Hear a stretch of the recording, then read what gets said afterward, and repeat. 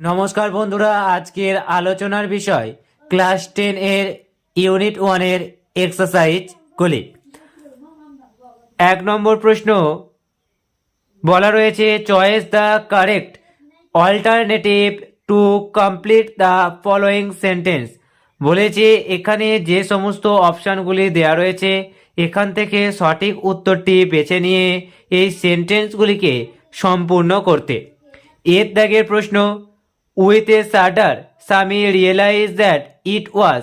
একটা কাঁপুনির সাথে স্বামী বুঝতে পারল এটা ছিল ivy Monday. B, when Swami ought to have been in the school prayer hall. যখন স্বামীর উচিত ছিল স্কুলের প্রার্থনা হলে থাকার। He was lying on the, সে শুয়েছিল কোথায়? উত্তরটি হবে 1, বেঞ্চ, সে শুয়েছিল বেঞ্চে। সি এর দাগের প্রশ্নে বলা রয়েছে, অ্যাকর্ডিং টু স্বামী, স্বামীর মত অনুসারে Samuel is especially angry with boys who are. Samuel বিশেষভাবে রাগী ছিলেন যে সমস্ত ছেলেরা ক্লাসে 2 লেট, অর্থাৎ ক্লাসে লেট করে আসতো। 2 এর দাগের প্রশ্ন, filling the chart with information from the text. তোমাদের এই ছকটি তোমাদের ইউনিট 1 গদ্য থেকে তথ্য নিয়ে পূরণ করতে বলা রয়েছে। এর প্রশ্নে বলা রয়েছে, টাইম হোয়েন স্বামী কমপ্লেন্ট অফ এ হেডেক। সময়টা কি ছিল যখন স্বামী তার মাথার যন্ত্রণার অভিযোগ তুলেছিল? সময়টা ছিল 9 o'clock।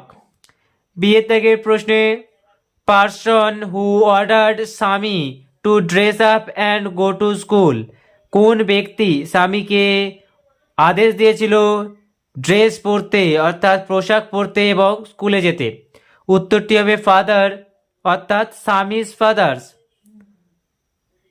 সি এর দাগের প্রশ্ন, name of the teacher mentioned by স্বামী।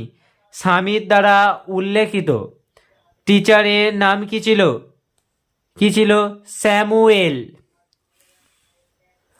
বন্ধুরা 3 এর দাগের প্রশ্ন বলা রয়েছে, state whether the following statements are true or false. এই নিচের বাক্যগুলি সত্য কি মিথ্যা তা নির্বাচন করতে। Provide sentence phrase or word in support of your answer.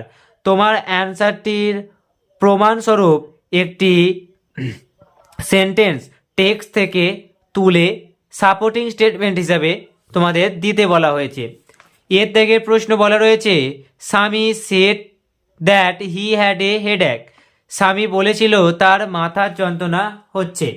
বন্ধুরা উত্তরটি হবে ট্রু এবং সাপোর্টিং স্টেটমেন্ট হবে, at 9 o'clock Swaminathan wailed I have a headache. ঠিক 9টার সময় স্বামীনাথন ডুগরে কেঁদে বলেছিল আমার হেডেক রয়েছে।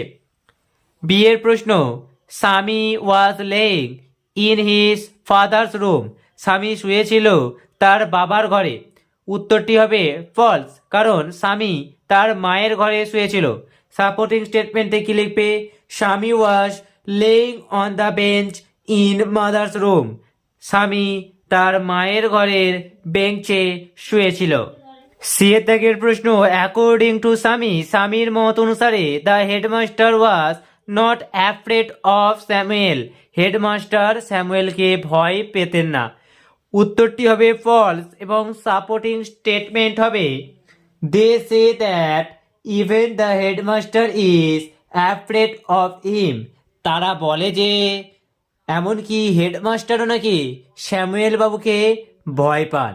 বন্ধুরা আজকের আপডেট এই পর্যন্তই, দেখা হবে পরবর্তী ভিডিওতে। জয় হিন্দ।